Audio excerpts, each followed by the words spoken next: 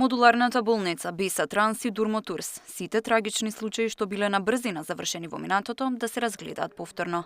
Има многу неодговорени прашања според премиерот Мицкоски, за кои има само првостепени пресуди.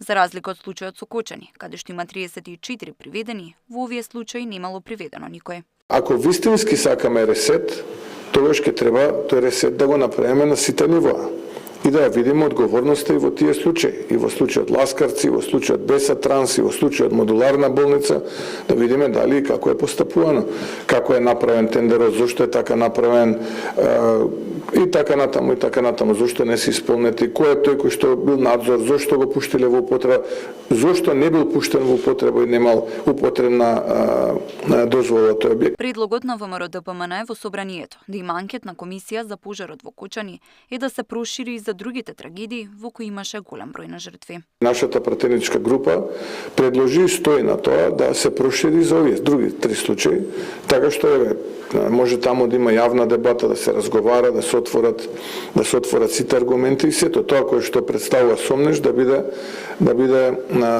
таму презентирано.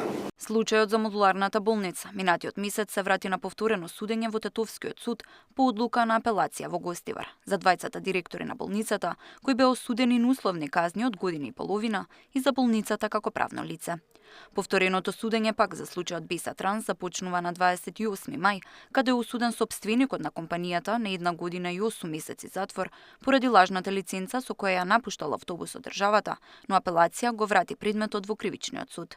За случајот Дурмотурс, кога загинаа 16 патници кај Ласкарци во 2019 година, се чека одлука на апелација и во овој случај нема ниту еден правосудно осуден. Тамара Дичевска, Сител телевизија.